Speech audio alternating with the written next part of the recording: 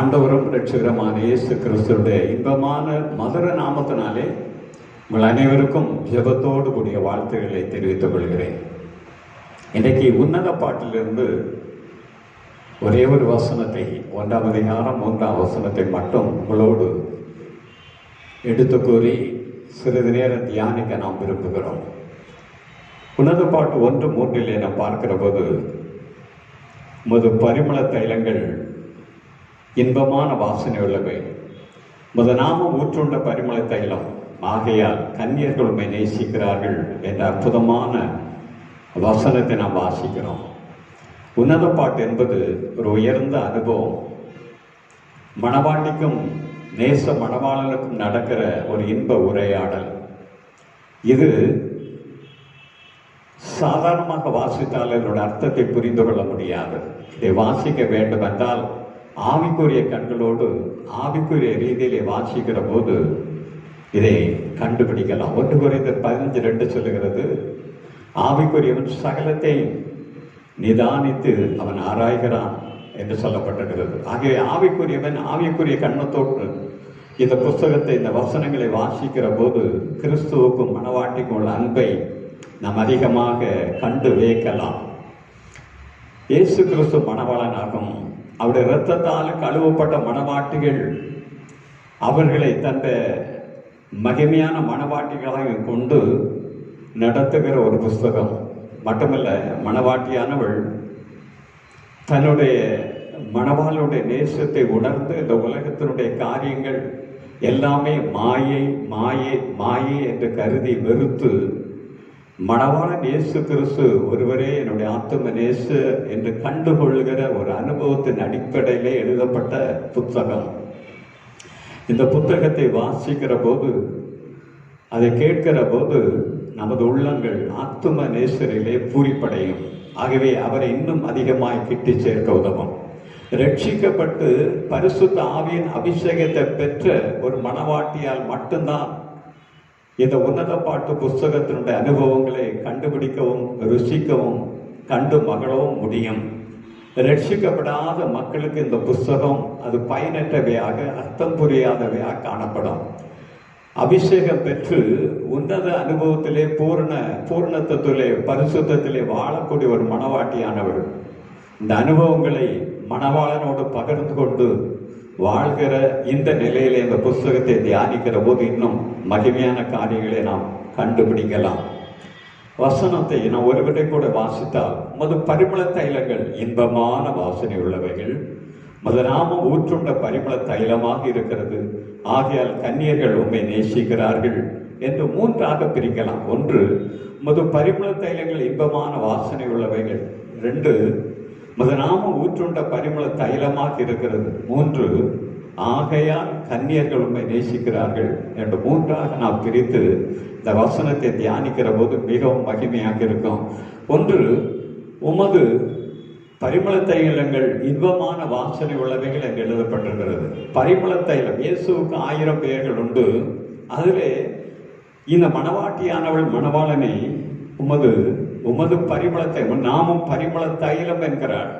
அவள் இன்பமான வாசனை உள்ளவர், அவர் இன்பமானவர், என்னேசு இன்பமானவர், என்னேசு பரிமள தைலத்தை போன்று மனம் வீசக்கூடியவர், என்னேசன் அழகானவர், அவர் சாரோனின் ரோஜா, பள்ளத்தாக்குகளில் லீலி என்று வாயார புகழ்கின்ற மணவாட்டியானவள். இந்த வசனத்திலே நீர் பரிமள தைலத்தை போன்றவர், நீர் இன்பமான வாசனை உள்ளவர், நீர் அழகு வாய்ந்தவர், நீர் அற்புதமானவர், அதிசயம் செய்கிறவர் என்ற தொனியிலே அவள் சொல்லுகிற போது, நீ உமது பரிமள தைலங்கள் இன்பமான வாசனை உள்ளவைகள் என்று உள்ளத்தின் ஆழத்திலிருந்து அவள் எடுத்துக் கூறுவதை நாம் பார்க்கலாம். அருமையான தேவஜனமே, இதிலே நாம் பார்க்கிற போது இந்த பரிமள தைலங்கள் ஒரு நாள் மரியாள் விலையேறப்பட்ட நளதம் என்ற பரிமள தைலத்தை இயேசு கிறிஸ்துடைய பாதத்திலே அவள் அதை ஊற்றுகிறாள். ஆகவே அந்த விலையேறப்பட்ட தைலத்தை இயேசுடைய பாதத்திலே அவள் ஊற்றி அவள் முத்தம் செய்கிறாள். ஆகவே அப்படிப்பட்ட அந்த பரிமள தைலத்தை ஊற்றியவுடன் அந்த அறை முழுவதும், இயேசு இருந்த அந்த வீடு முழுவதும் அந்த மனம் மனம் அதிகமாய் வீசியதை ஜனங்கள் உணர்ந்தார்கள். அந்த அறை முழுவதும் பரிமள தைலத்தாலே வாசனை வீசுவதாக இருந்தது. ஆனால் இப்படிப்பட்ட வாசனையை காட்டில் இயேசு அதிக வாசனை உள்ளவர் என்று வேதம் சொல்லுகிறது. பரிமள தைலத்தை நாம் கால்களிலோ சரீரங்களிலோ கைகளிலோ நாம் தடவி கொண்டு ஒரு இடத்திற்கு செல்வோமானால் அது இன்பமான அதிகமான வாசனை அந்த அறை முழுவதும் செல்கிற இடமெல்லாம் மனம் வீசும். அதே போல இயேசு கிறிஸ்து இன்பமானவர், அவர் மதுரமானவர், அவர் வாசனை உள்ளவர் மட்டுமல்ல, இதை காட்டிலும் மேலாக அவருடைய இரத்தம், விலையேறப்பட்ட இரத்தம், நம்முடைய பாவங்களை அழுக்குகளை கழுவி நம்மளை மனவீச செய்யக்கூடியது. ஆமென். ஆட்டுக்குட்டியான இரத்தத்தாலே கழுவப்பட்ட ஜனமாய் நாம் இருக்கிறோம். உலகத்தின் பாவத்தை தீர்க்கிற ஆட்டுக்குட்டியான பரிசுத்த இரத்தத்தாலே கழுவப்பட்ட நாம் அந்த பரிமள தைலத்தை காட்ட விலையேறப்பட்ட மகிமை நிறைந்த ஆசீர்வதிக்கப்பட்ட மனம் கமலக்கூடிய அந்த பரிமள தைலம் என்கிற இயேசு கிறிஸ்துவோட இரத்தத்தாலே கழுவப்பட்ட நாம் எவ்வளவு மகிழ்ச்சியானவர்கள், எவ்வளவு அழகானவர்கள், எவ்வளவு மதுரமானவர்கள், எவ்வளவு மனம் வீசக்கூடியவர்கள். இயேசு கிறிஸ்து சபைக்கு தலையாக இருக்கிறார் என்று கொலோசியர் 1:18 சொல்லுகிறது. அவர் சபைக்கு தலையாக இருக்கிறார் என்றால், திருச்சபைக்கு தலையாக இருக்கிறார் என்றால், அவருடைய அங்கங்களாக இருக்கிற நாமம், அந்த தலைக்கு இருக்கிற வாசனை அவருடைய அங்கங்களாக இருக்கிற நமக்கும் அது வருகிறது. ஆகவே அந்த பரிமள தைலமாக இயேசு கிறிஸ்துவோட இரத்தம் தெளிக்கப்பட்டு அந்த இரத்தத்தினால மீட்படைந்த நாமும் அழகாக பரிமள தைலத்தை போல வாசனை வீசுவோம். உமது பரிமள தைலங்கள் இன்பமான வாசனை உள்ளவைகள். ஆமென். உமது நாமம் இன்பமான வாசனை உள்ளவைகள். அது பரிமள தைலங்களை போல இயேசு கிறிஸ்துடைய நாமம் மதுரமானது. அவருடைய ரத்தம் பரிசுத்தம். அந்த பரிசுத்த இரத்தமானது மதுரமானது, இன்பமான வாசனை உள்ளது. அவருடைய அபிஷேகம் இன்பமான வாசனை உள்ளவை. அவருடைய பிரசன்னம் இன்பமான வாசனை உள்ளது. அவருடைய நாமத்தை சொல்லி நாம் கையெடுக்கிற போது இன்பமான வாசனை எங்கும் மனவீசும். அவருடைய பரிசுத்த இரத்தத்தாலே அலங்கரிக்கப்பட்டிருக்கிற கழுவப்பட்டிருக்கிற தேவ ஜனமே, நீ பரிமள தைலமான இயேசு கிறிஸ்துவோட அங்கமாய் இருக்கிறபடினாலே நீ செல்கிற இடமெல்லாம் மனம் வீசுவாய்.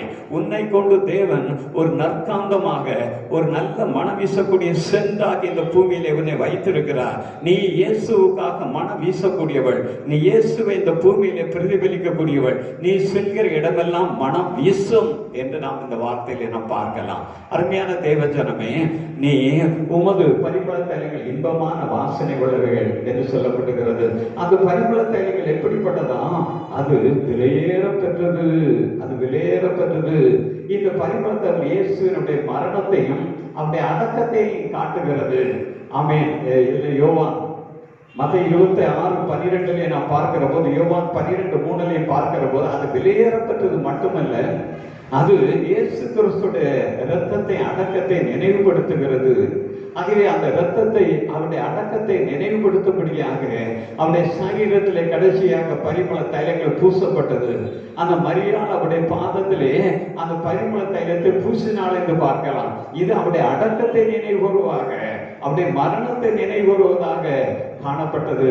ஆகவே அருமையான தெய்வ ஜனமே, அன்றைக்கு பரிமள தைலம் அவருடைய சரீரத்தில் பூசப்பட்டு அவர் அடக்கம் பண்ணப்பட்டு மறிக்கப்பட்டதுனாலே நீங்கள் நானும் இன்றைக்கு உயிர் தெழுந்திருக்கிறோம். ஆவியிலே புது மனிதனாக படைக்கப்பட்டிருக்கிறோம். கிறிஸ்துக்குள்ளாக இன்றைக்கு மகிமை பெற்றிருக்கிறோம். ஆகவே கிறிஸ்துவுடைய பரிமள தைலங்களிலே உனக்கும் பங்குண்டு, நீயும் அதிலே மூழ்கடிக்கப்பட்டிருக்கிறாய். கொலோசியர் 1:3 சொல்லப்பட்டது போல அந்த கிறிஸ்து என்கிற பரிமள தைலத்துக்குள்ளாக நீ மூழ்கடிக்கப்பட்டவனாக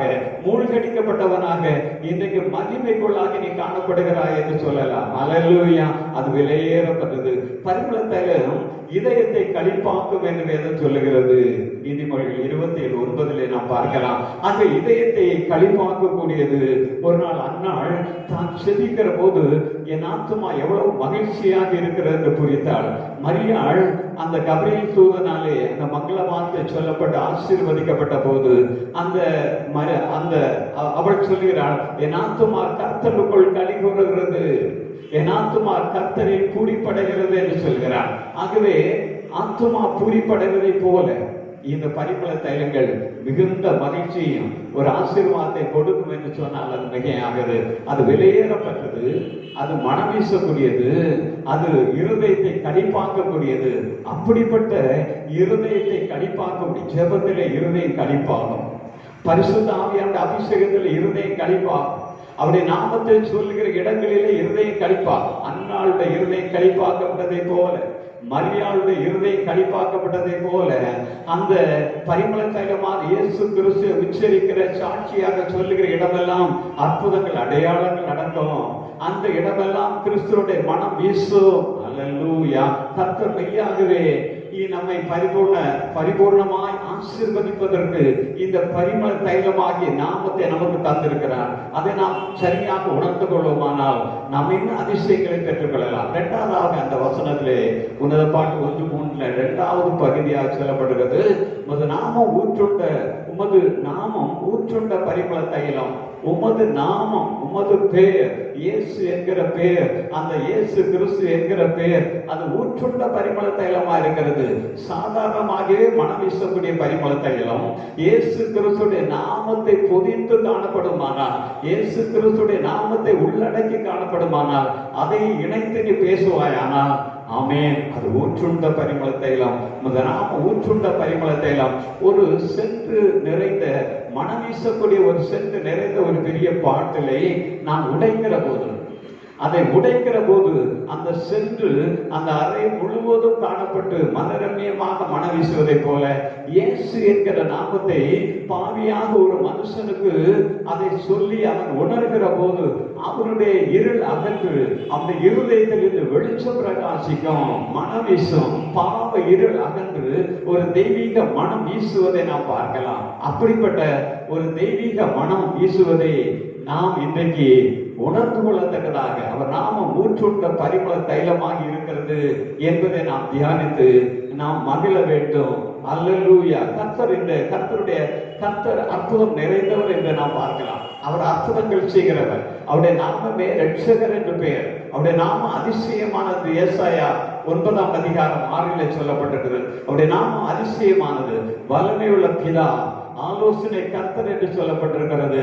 ஆகிய வல்லமை உள்ள பிதா, அவருடைய நாமத்திலே வல்லமை இருக்கிறது. ஒருமுறை யோவான் 3 முதல் வசனத்திலிருந்து 10 வசனம் வரை வாசிக்கிற போது, யோவான் அந்த தேவாலயத்திலே பேதுரும் யோவானும் தேவனுடைய ஆலயத்திலே பிரவேசிக்கிறார்கள். அந்த வாசல் அருகே ஒரு பிறவிலே, தாயின் வயிற்றிலே பிறவியிலே சப்பானியாக இருந்த ஒரு மனிதனை அங்கே தூக்கி அந்த வாசல் எண்டையிலே பிச்சை கேட்பதற்காக வைத்திருக்கிறார். அது பேதுரு யோவான் அவரை உற்று பார்க்கிற போது, இவன் அவளை உற்று பார்த்து ஏதாவது கிடைக்குமா என்று கருதி அவளை உற்று பார்த்து கையை நீட்டுகிறான். அப்போது பேதுரு சொல்லுகிறார், பொன்னும் வெள்ளியும் என்னிடத்தில் இல்லை, என்னிடத்தில் இருக்கிற ஒன்றை உனக்கு நான் தருகிறேன், அது இயேசு என்கிற நாமம், அந்த இயேசு என்கிற நாமத்தை உனக்கு தருகிறேன் என்று சொல்லி சொன்ன போது அவனுடைய கண்கள் திறக்கப்பட்டது. இயேசு என்கிற நாமத்தை உச்சரிக்கிற போது கண்கள் திறக்கப்பட்டது. அங்க இந்த நாமத்திலே வல்லமை இருக்கிறது. இயேசு கிறிஸ்துடைய நாமம் பலத்த துருவம், நீதிமான்கள் அதற்கு ஓடி சுகமாக இருப்பார்கள் என்று வேதம் சொல்லுகிறது. ஆமென். கர்த்தர் என்பது எனது நாமம். நான் இருக்கிறவராக இருக்கிறேன் என்று சொல்லப்பட்டிருக்கிறது. நான் இருக்கிறவராக இருக்கிறேன் என்று யாத்திராகமத்திலே மோசே இடத்திலே கேட்கிற போது நாமம் என்ன என்று கேட்கிற போது நான் இருக்கிறவராக இருக்கிறேன் என்று சொன்னார். கர்த்தர் இது என் நாமம் என்று ஏசாயாவிலே உச்சரிக்கப்படுகிறது. அங்கே வேதத்திலே கர்த்தர் எனது நாமம், எனது நாமம் கர்த்தர், எனது நாமம் யெகோவா என்று சொல்லி கர்த்தர் தம்முடைய நாமத்தை மகிமைப்படுத்தார். என் நாமத்தை பிரஸ்தாபப்படுத்துகிற எந்த இடத்திலும் நான் வந்து உங்களை ஆசீர்வதிப்பேன் என்று சொல்லி யாத்திராகமம் 20:24 சொல்லப்பட்டிருக்கிறது. என் நாமத்தை பிரஸ்தாபப்படுத்துகிற இடத்திலே நான் வந்து உங்களை ஆசீர்வதிப்பேன் என்று சொல்லப்படுகிற இந்த வார்த்தையானது இன்றைக்கும் நமக்கு ஆற்றலை தருகிறது, உற்சாகத்தை தருகிறது, மனரம்யத்தை தருகிறது என்று சொன்னால் அது மிகையாக. மூன்றாவதாக சொல்லப்படுகிற முதல்ல பார்த்தோம், உமது பரிமள தைலங்கள் இன்பமான வாசனை உள்ளவைகள். உமது பரிமள தைலம், நீர் பரிமள தைலமா இருக்கிறேன். உமது பரிமள தைலம், உமது பிரசன்னம், உடைய மகிமை இன்பமான வாசனை உள்ளவைகள். நீரே வாசனை நிறைந்தவர் என்று பார்த்தோம். இரண்டாவது, அந்த நாமம் ஊற்றுண்ட பரிமள தைலமாக இருக்கிறது. பரிமள தைலமே மனம் வீசக்கூடியது. அதுல இயேசு கிறிஸ்து நாமம் உள்ளடக்கப்பட்டு உச்சரிக்கப்பட்டு அந்த இயேசு கிறிஸ்துவோட நாமத்தை உள்ளடக்கிய அந்த பரிமள தைலமானது இயேசு நாமம் ஆமென் மிகுந்த மனம் வீசக்கூடிய பரிமள தைலமாக இருக்கிறது என்று பார்த்தோம். மூன்றாவதாக நாம் பார்க்கிற போது ஆகையினால் கன்னியர்கள் உம்மை நேசிக்கிறார்கள். ஏன்? உமது நாமம் பரிமள தைலமாக இருக்கிறது, நீரே பரிமள தைலமாக இருக்கிறது, நீர் மனம் வீசக்கூடியவராக, உங்களது நாமத்திலே அற்புதம் உள்ளதாக, ஆற்றல் உள்ளதாக, ஆலோசனை கர்த்தாவாக, அதிசயங்களை செய்கிறவராக இருக்கிறபடினாலே கன்னியர்கள் உம்மை நேசிக்கிறார்கள். யார் இந்த கன்னியர்கள் என்று பார்க்கலாம். கன்னியர்கள் என்றால் ஒரு ஒரு முழுமையான வயது வந்து ஒரு நிறைவான வயதிலே ஒரு பரிபூர்ணமான வயதிலே திருமணம் ஆவதற்காக தயாரிக்கப்படுகிற அந்த பக்குவத்திலே பருவத்திலே மணவாளனை மனம் முடிப்பதற்காக காத்திருக்கக்கூடிய அந்த பருவத்தில் இருக்கிற கன்னியர்கள் தான் கன்னியர்கள் என்று சொல்லுவாங்க. மனமாகாத ஆமென் ஆவிக்குரிய ஜீவியத்தில் சொல்ல வேண்டுமானால் மனமாகாத கிறிஸ்து என்கிற மணவாளனை மனம் முடிப்பதற்காக கன்னி தன்மையிலே பரிசுத்தத்தில் இருக்கக்கூடிய ஆமென் தேவ பிள்ளைகளுக்கு ஆண்களாக இருந்தால் பெண்களாக இருந்தாலும் கன்னியர்கள் என்று சொல்லப்படுகிறது. ஆகவே கன்னியர்கள் உண்மை நேசிக்கிறார்கள். பரிசுத்தமான தேவனுடைய பிள்ளைகள், பரிசுத்தத்தை வாஞ்சிக்கக்கூடிய பிள்ளைகள், திருச்சபையிலே தேவனுடைய நாமத்தை மகிமைப்படுத்தி வாழ்கிற தேவனுடைய பிள்ளைகள் ஆமென் உம்மை நேசிக்கிற காரணம் நீ பரிமள தைலங்களை காட்டிலும் மகிமையான தேவன், நாமத்திலே வல்லமை இருக்கிறது, நீ தேவ பிரசன்ன நிறைந்தவர், நீர் அழகானவர், நீ சாரோனின் ரோஜா பள்ளத்தாக்கில் லீலியாக இருக்கிற தெய்வம். ஆகவே கன்னியர்களும் அதிகமாய் நேசிக்கிறார்கள். நீ நேசிக்கப்படுவதற்கு ஏற்றது போல நீர் அழகுள்ளவராக, கருணையுள்ளவராக, இரக்க உள்ளவராக, அன்புள்ளவராக இருக்கிறபடினாலே இந்த கன்னியர்களும் அதிகமாய் நேசிக்கிறார்கள். ஆமென். நாம் மத்தேயு சுவிசேஷம் 25ஆம் அதிகாரத்தை பார்க்கிற போது அங்கே 10 கன்னியர் ஓமை வருகிறது. அதிலே புத்தியுள்ள கன்னியர்கள் 5 பேர், புத்தி இல்லாத கன்னியர்கள் 5 பேர் என்று நாம் பிரித்து பார்க்கிறோம். அந்த புத்தியுள்ள கன்னியர்கள் என்ன செய்தார்கள்? ஆமென், தீவெட்டியோடு எண்ணெயும் வைத்துக் கொண்டார்கள். ஆனால் புத்தி இல்லாத கன்னியர்களோ வெறும் தீவெட்டியை மட்டும் வைத்துக் கொண்டார்கள். ஆகவே குறிப்பிட்ட நேரத்தில் மணவாளன் வருகிற சத்தம் கேட்கிறது. அப்போது ஆயத்தமாக இருந்த புத்தியுள்ள கன்னியர்கள் அந்த எண்ணெயோடு அந்த தீவெட்டியில எண்ணெய் விட்டு ஆயத்தமாக இருந்தபடியினாலே மணவாளனோடு சேர்ந்து மணவரைக்குள்ளே பிரவேசித்தார்கள் என்று பார்க்கலாம். ஆனால் ஆயத்தம் இல்லாத இந்த கன்னியர்களோ அந்த எண்ணெய் இல்லாதபடியினாலே அவர்கள் மணவாளன் கைவிட்டு விட்டார். அவர் சொன்னார், உங்களை நான் அறியேன் என்று சொல்கிறார். ஆகிய உங்களை நான் அறியவே இல்லை என்று சொல்கிறார். அந்த எண்ணெய் எதை காட்டுகிறது? பரிசுத்த ஆவியான அபிஷேகத்தை காட்டுகிறது. ஒரு மனிதன் ரட்சிக்கப்பட்டிருந்தால் மட்டும் போராது. ஒரு சபையில விசுவாசியாய் இருந்து அவன் ரட்சிக்கப்பட்டு மட்டும் இருந்தால் போராது. அல்லது சபைக்கு தர்சனமாக கொடுக்கிறவனாக, பாடல் ஆராதனை படுகிறவனாக, அல்லது ஆலயத்தில் பணிவிடைக்காரனாக இருந்தால் மட்டும் போராது. அவன் பரிசுத்த ஆவியான அபிஷேகமாகி எண்ணெய் அவனுடைய தலை இருக்கும். ஒரு தலை எண்ணெய் ஆகும். உன் சரீரம், உன் ஆடைகள் வெண்மையாக இருக்க கடவுள் வேதம் சொல்லுகிறது. அதோட தலையில எண்ணெய் அபிஷேகம் இருக்க வேண்டும். உனக்குள்ளாக பரிசுத்த ஆவியின் முத்திரை காணப்பட வேண்டும். அல்லேலூயா. அந்த முத்திரையை நீ அனுபவிக்க வேண்டும். ஆமென். எபேசியர் 1:13 சொல்லப்பட்ட நீ பரிசுத்த ஆவியினால முத்திரையிடப்பட்டாலுடைய பரலோக ராஜ்யத்திலே அந்த மணவாளனுக்கு ஏற்ற மணவாட்டியாக உன்னால் அமர்ந்திருக்க முடியாது. அந்த தகுதியை நீ இழந்து போவாய். ஆகவே எசேக்கியேல் 9:4 சொல்லப்பட்டதை போல நீ ஜெபமாகிய அல்லது அபிஷேக ஜெபத்திலே நீ உன்னுடைய நெற்றியிலே முத்திரை போடப்பட்டவளாய் காணப்பட வேண்டும் என்று வேதம் தெளிவாக சொல்லுகிறது. அந்த முத்திரை எதை காட்டுகிறது? ஒரு கடிதம் ஒரு இடத்திலிருந்து இன்னொரு இடத்துக்கு செல்ல வேண்டுமா? அரசாங்கம் அதில் முத்திரை போடப்பட்டிருக்கிறது. அந்த முத்திரை போடப்படுமானால் அந்த கடிதம் செல்லுபடியாகும். ஆகவே முத்திரை தான் அது அதிகாரத்தை காட்டுகிறது, தகுதியை காட்டுகிறது. பரிசுத்த ஆவியாருடைய அபிஷேகம் என்கிற தகுதி உனக்குள்ளே காணப்படுமானால், அந்த தகுதி என்கிற பரிசுத்த ஆவியின் எண்ணெய் உனக்குள்ளே இருக்குமானால், நீ பரலோக ராஜ்யத்தில் செல்வதற்கு நீ மணவாட்டியாக கன்னி பெண்ணாக இந்த பூமியில் இருக்கிறாய் என்று பார்க்கலாம். வெளிப்படுத்தும் சுவிசேஷம் 19ஆம் அதிகாரம் 7ஆம் வசனத்தை நாம் பார்க்கிற போது அங்கே என்ன சொல்லப்படுகிறது என்றால், ஆமென், ஆட்டுக்குட்டியாருடைய கல்யாணம் வந்தது, அப்படி மனைவி தன்னை ஆயத்தப்படினாள் என்று பார்க்கிறோம். ஆட்டுக்குட்டியாருடைய கல்யாணத்திலே மனைவி தன்னை ஆயத்தம் பண்ணினாலாம். ஒரு ஆட்டுக்குட்டி, ஒரு மணவாளனுக்கு யார் மணவாட்டியாக வர முடியும்? ஒரு கன்னிப்பெண் தான் வர முடியும். இது உலகபூர்வமான ஒரு காரியம். ஆனால் ஆவிக்குரிய ஜீவியத்திலே வெளிப்படுத்தல் 19ஆம் அதிகாரத்தை நான் வாசிக்கிற போது அங்கே ஒரு மனைவியாக அத்தும் ஆதாயம் செய்து மணவாளனுக்கு ஒரு தாயாக இருந்து மணவாளனுக்காக ஆத்துமாக்களை ஆதாயப்படுத்துவதிலே ஒரு தாயாக இருந்து அநேக மக்களை ஆவிக்குரிய மக்களை ஈன்றெடுத்த இயேசு கிறிஸ்துவின் அனுபவத்திலே கொண்டு வந்த ஒரு தாயாக இருக்கிறவள் தான் மணவாட்டிக்கு கன்னிப்பெண்ணாக இருக்க முடியும் என்கிற சத்தியத்தை இங்கு ஆழமாக விதைக்கப்பட்டிருக்கிறது. அருமையான தேவஜனமே, நீ இந்த பூமியிலே ஆத்துமாக்களை பெற்றெடுக்கிற தாயாக மாறினால் ஒழிய நீ கிறிஸ்துவனுடைய ஒரு கன்னிப்பெண்ணாக கிறிஸ்துவை மனம் முடிக்கக்கூடிய ஒரு கன்னிப்பெண்ணாக நீ தகுதி பெற முடியாது என்பதை வேதம் தெளிவாக எடுத்து காட்டுகிறது.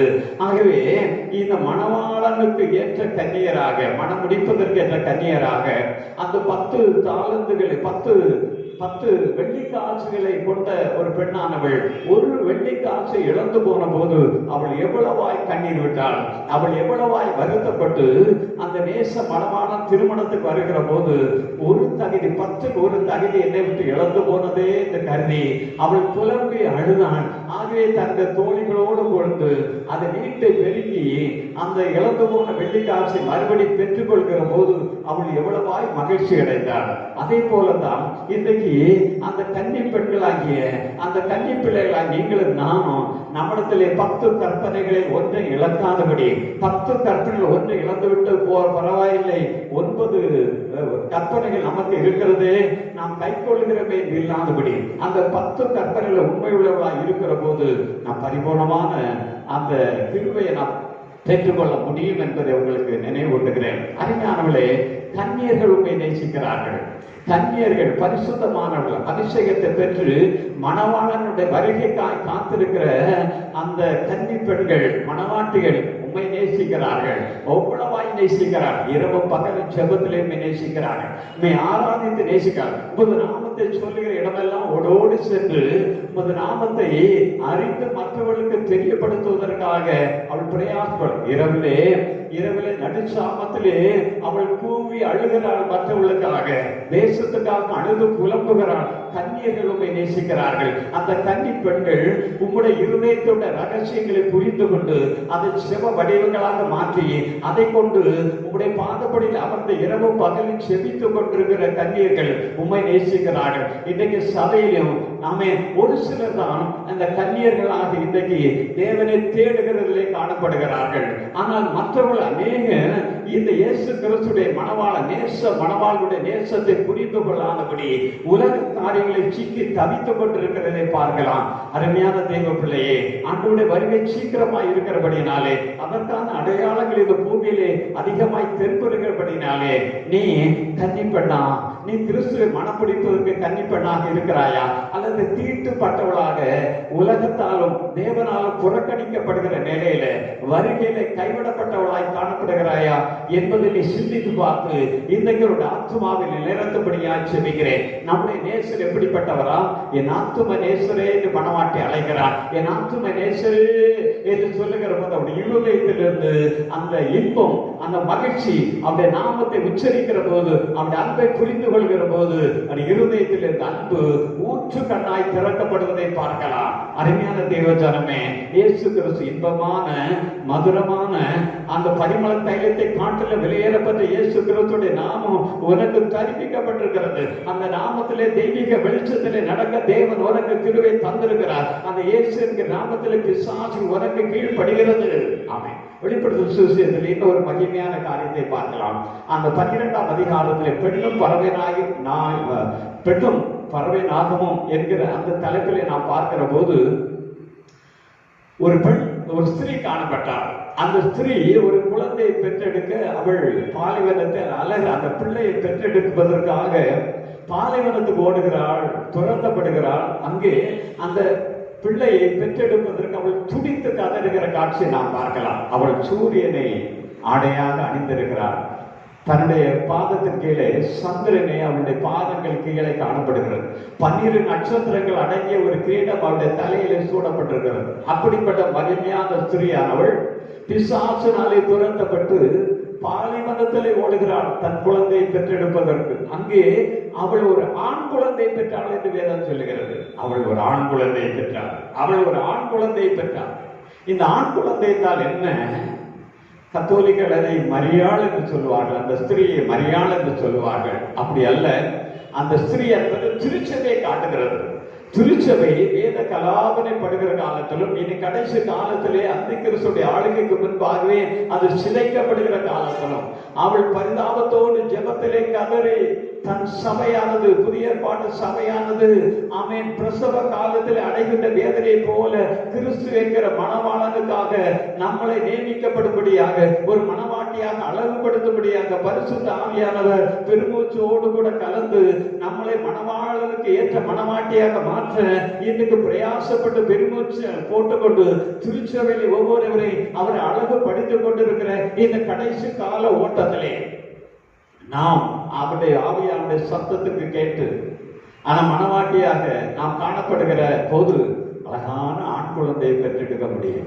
ஆமென். ஆண் குழந்தை என்பது ரட்சிக்கப்பட்டு அபிஷேகம் பண்ணப்பட்டு கர்த்தருடைய மகிமை இந்த பூமியிலே நிலைநாட்ட 1000 வருஷ அரசாட்சியிலே நீதியோடு அரசாளக்கூடிய இயேசு கிறிஸ்துவோடு இந்த பூமியை ஆளுகை செய்யக்கூடிய தேவ ஜனம்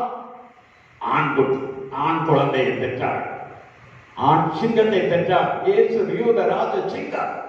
அந்த யூத ராஜ சிங்கத்தை பெற்றுக்கொண்ட தேவ பிள்ளைகள் யூத ராஜ சிங்கத்தினுடைய குட்டிகளை, ஆண் குட்டிகளை, ஆண் குழந்தைகளை அவர் பெற்றெடுப்பார். அவர் ரட்சிக்கப்பட்ட தேவ சனம் கன்னியர்கள்.